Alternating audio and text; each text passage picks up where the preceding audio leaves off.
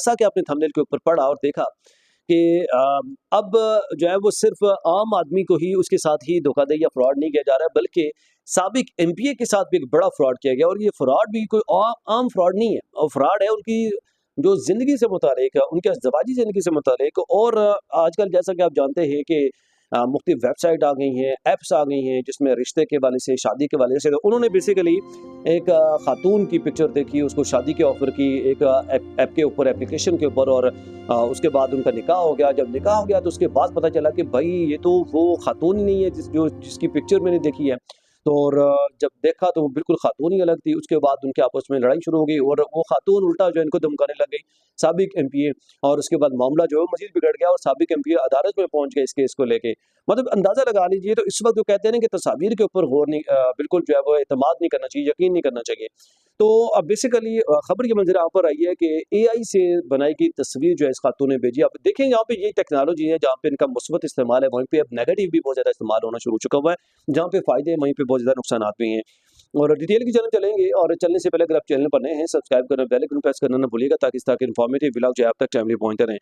तो आगाज़ करते हैं जी। वीडियो कॉल पर निकाह वाले दिन भी खातून ने चेहरे पर निकाब किया हुआ था और अपना असल चेहरा नहीं दिखाया। निकाब उठा तो होश उड़ गए एमपीए साहब के।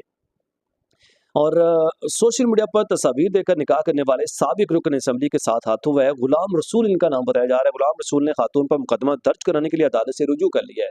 आप अंदाजा लगा लीजिए कि एक एमपीए के साथ इतना बड़ा धोखा हो गया, तो आम आदमी यहाँ पे किस हद तक सेफ हो सकता है। तफसीलात के मुताबिक कि साबिक रुकन Sindh assembly Ghulam Rasool उन्नड़ artificial intelligence और सोशल मीडिया के जरिए किए जाने वाले अनोखे फ्रॉड का शिकार हो गए, और जाली एआई तस्वीर और ब्लैकमेलिंग के खिलाफ उन्होंने खातून पर मुकदमा दर्ज कराने के लिए अदालत से रुजू कर लिया बाकायदा तौर पर।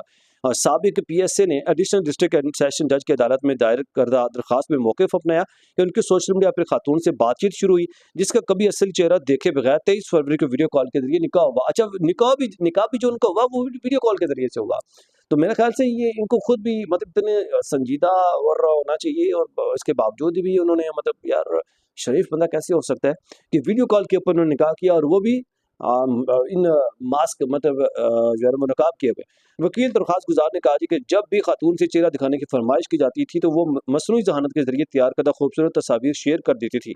वकील ने बताया कि वीडियो कॉल पर निकाह वाले दिन भी खातून ने चेहरे पर निकाब किया हुआ था और अपना असल चेहरा नहीं दिखाया। आप अंदाजा लगा लीजिए कि कितना बड़ा उनके साथ धोखा किया गया। और जब वो हकीकी तौर पर खातून को हकीकत में देखा तो वो तस्वीर से बिल्कुल मुख्तलिफ थी और गैर मामूली निकली। असल चेहरा सामने आने पर उन्होंने खातून से फौरी दूरी इख्तियार कर ली और बाद में 2 अगस्त को बाकायदा तलाक दे दी।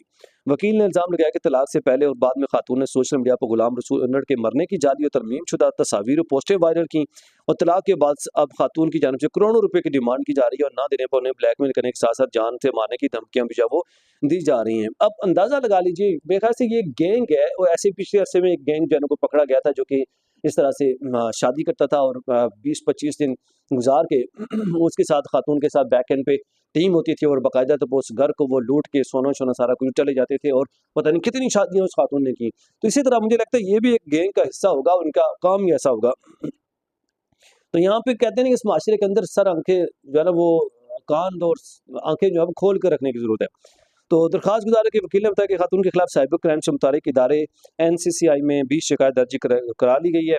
कंप्लेंट सेल और एसएचओ को डिफेंस को नोटिस जारी कर दिए हैं, और पुलिस को 17 अगस्त तक तफसीली रिपोर्ट पेश करने का जो हुक्म है वो दिया गया है। तो उम्मीद कर सकते हैं जी आप इनको जो है वो इंसाफ मिल जाएगा। तो अल्लाह पाक बेहतर करे हमारे मुल्क पे, हमारे मुल्क के हालात पे। क्या आपके साथ भी इस तरह का कोई वाक़या रूनुमा हुआ है, तो आप कमेंट सेक्शन में अपनी राय का इज़हार करना ना भूलिएगा। एक नए ब्लॉग से फिर हाज़िर होऊँगा, तब तक के लिए इजाज़त दीजिए। अल्लाह निगहबान।